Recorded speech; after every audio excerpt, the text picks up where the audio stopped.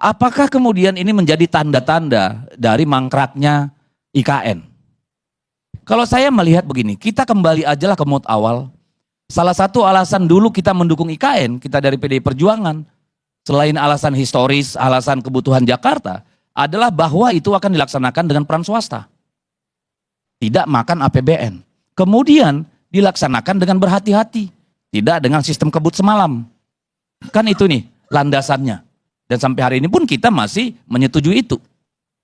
Nah sekarang kan kemudian kita lihat, tahun lalu kita mengalami defisit sekitar hampir 400 triliun. Ya, 300 triliun sekian. Tahun 2025 proyeksinya sekitar 1.200 triliun nih. Defisit APBN. Lalu apakah kemudian menjadi realistis bagi Pak Prabowo nyemburin 14,5 triliun ke IKN yang gak dinikmati siapa-siapa? Di saat sektor-sektor lain sebenarnya membutuhkan anggaran yang langsung dinikmati oleh rakyat. Pertanyaan kita kan di situ. Saya meyakini, kalau meyakini nanti susah juga. Saya berharap Pak Prabowo menjadi realistis. Janganlah ceburkan uang gila-gilaan di sana pada saat ruang fiskal kita memang sangat terbatas.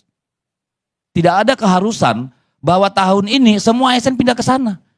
Dulu yang namanya Putrajaya itu setelah 4 tahun, hampir 5 tahun, itu baru 300 orang pegawai yang pindah ke sana. Tahun kelimanya tambah 3.000. Apa keharusan kita mengejar target Pak Jokowi? Kan tidak ada. Situasi apa namanya istilahnya, fakta brutalnya, anggaran kita defisit loh. Sampai harus dipotong sana sini. Yang dampaknya itu pada ekonomi real. Pemangkasan biaya perjalanan itu dampaknya juga serius loh. Semua sarana transportasi darat, laut, udara itu pasti terdampak. Rental mobil, hotel, akomodasi, warung itu dampaknya luar biasa. Demikian juga infrastruktur yang hanya bersisa 20%, dampaknya pada ekonomi real. Saya berharap Pak Prabowo jangan kasih 14 triliun itu Pak. Jangan kasih 14,5 triliun itu untuk tahun 2025. Supaya apa? Bukan supaya mangkrak. Karena tidak ada target kita 3 tahun nih barang jadi. Gak pernah itu menjadi konsensus nasional. Itu mimpinya seorang Joko Widodo. Realitanya tidak mungkin dipaksakan. Lalu diapakan ini IKN? Kalau saran saya, di sana kantor Wapres. Jangan bayangkan Menko-Menko di sana. Wapres berkantor di IKN. Kalau ditanya sekarang di mana ibu kota negara, nggak jelas. Karena ini sudah jadi DKJ. Tapi katanya kan nunggu Perpres ya untuk menunjuk ibu kota negara. Jadi kita antara ibu kota negara dengan ibu kota Jakarta ini ngawur nih, nggak jelas. Jadi itu Bang Karni kalau menurut saya ya, janganlah kita menjadi tawanan dari hasrat ambisi orang per orang. Kita kembali sebagai satu bangsa. Mari kita selesaikan masalah real yang ada, itu yang perlu. Dan mari kita biarkan Pak Prabowo bekerja sesuai dengan keinginannya. Karena nanti dia akan kita nilai pada tahun 2029. Layak nggak? Bagian mana yang kita mau nilai dari dia? Makanan bergizi gratis atau melanjutkan IKN? IKN itu selamanya kan legasinya Jokowi. Sementara dia perlu narasi untuk dirinya supaya bisa 2 periode. Kan realistis Bang, kalau aku jadi Pak Prabowo, mana mau gue buang duit 48 triliun untuk IKN gak ada dampaknya buat rakyat. Tidak ada dampaknya juga secara elektoral. Kan gitu nih. Jadi ya mari kita biarkanlah Pak Prabowo kasih keleluasaan. Pak Jokowi udah di rumah tenang-tenang lah dulu. Pemilu masih jauh gitu loh. Ya jangan bikin orang panik terus. Kasihan Pak Prabowo. Makasih Bang Karni. Ya teman-teman, kita tidak tahu bagaimana dengan nasib IKN ya, karena menurut informasi juga bahwa Prabowo Subianto selaku presiden di tahun 2024-2029 ya tidak fokus di dalam pembangunan IKN, artinya tidak jadi prioritas Prabowo. Yang menjadi prioritas Prabowo adalah ya tentang swasembada pangan ya, bagaimana Indonesia memiliki pangan yang mampu memberikan kehidupan bagi rakyat Indonesia. Nah sehingga kita tidak tahu bagaimana ke depan nasib IKN ini.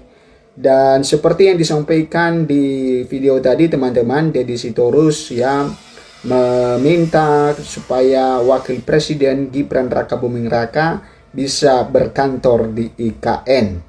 Dan mungkin kalau kita lihat juga bahwa Pak Jokowi mungkin bisa saja setuju di dalam hal itu, karena dulunya Pak Jokowi sebelum mengakhiri masa jabatannya dia sangat-sangat ya pengen sekali berkantor IKN. Nah makanya ya dari fraksi PDI Perjuangan ini meminta supaya anaknya Gibran bisa berkantor di IKN. Nah kalau kita lihat dengan Gibran juga, pasti Gibran tidak mau berkantor di IKN. Kenapa? Karena ya di sana tidak ada yang bisa menyorot dia nantinya, tidak ada wartawan yang ada di sana, dan yang menjadi fokus ya orang itu adalah kepada Bapak Prabowo Subianto. Dan itu artinya bahwa tentu nasib Gibran nantinya di tahun 2029 tidak akan ya cemerlang. Ya, kenapa? Karena kurang disorot oleh kamera.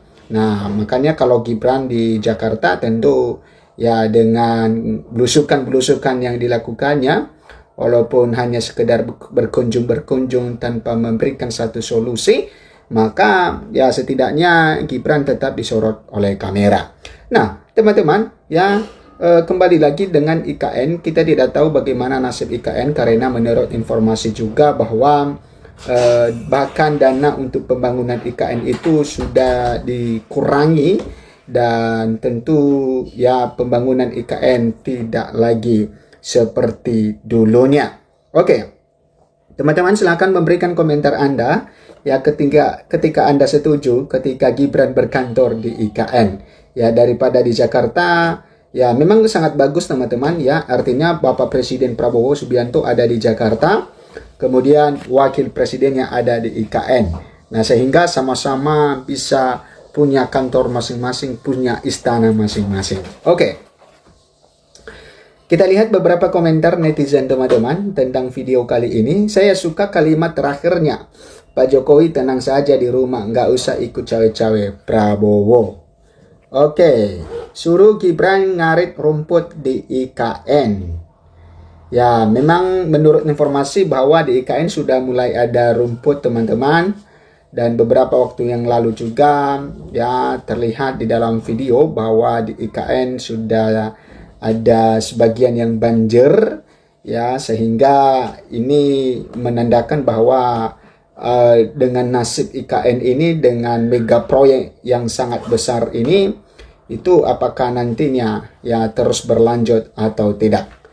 Oke, IKN jual aja ke Aguan biar jadi piknya Kalimantan. Nah, Bazar Mulyono suruh beli ruko rumahnya biar mereka yang tinggal di sana. Kan Bazar Mulyono yang paling bangga dengan IKN.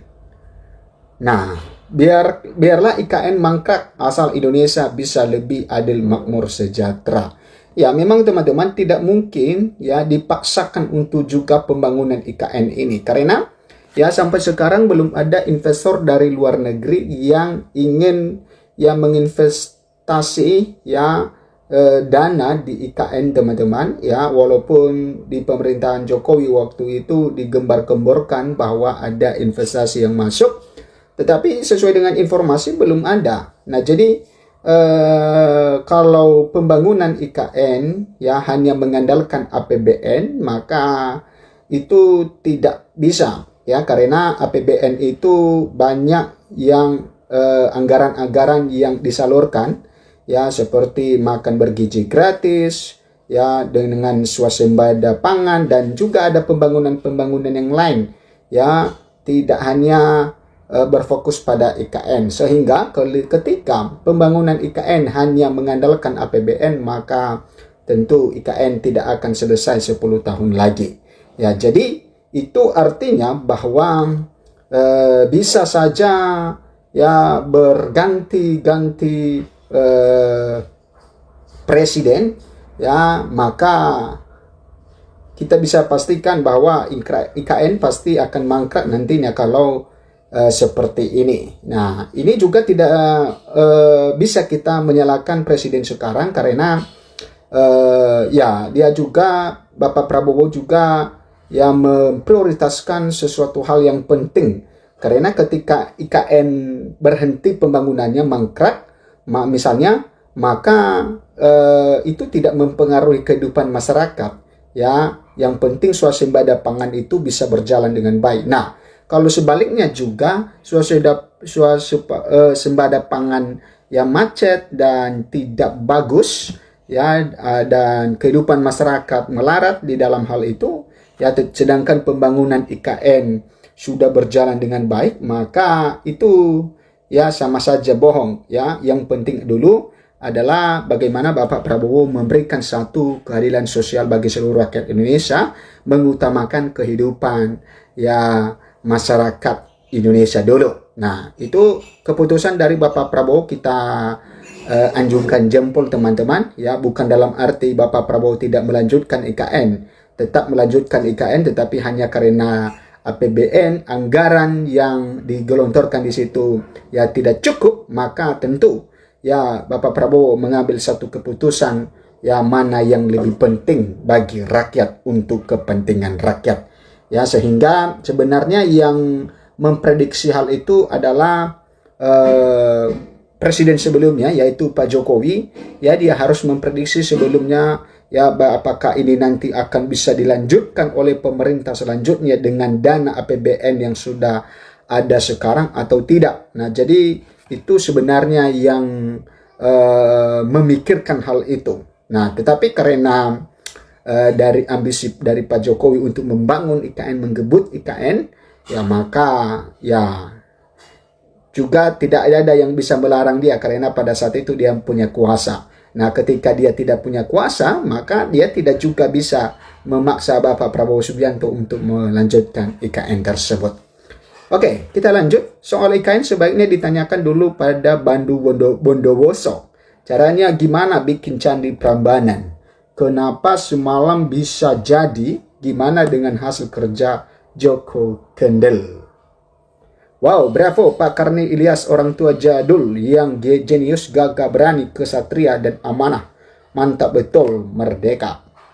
Setuju Wapres suruh stay aja di IKN daripada di Jakarta hanya bikin muak masyarakat. Sangat setuju kalau Gibran ditaruh di sana. Yang pasti dahulukan kebutuhan daripada keinginan. Ya, memang proyek konyol, tidak ada rencana, tidak ada janji politik dibangun dengan dana hutang. Memang betul-betul konyol. Intinya, mayoritas politisi akan berargumen sesuai kepentingan pribadi kelompoknya, bukan untuk kepentingan rakyat banyak. Nah, itu teman-teman tentang komentar netizen mengenai IKN, apakah nantinya Gibran akan berkantor di IKN, dan kita pastikan bahwa Gibran tidak akan pernah mau berkantor di IKN.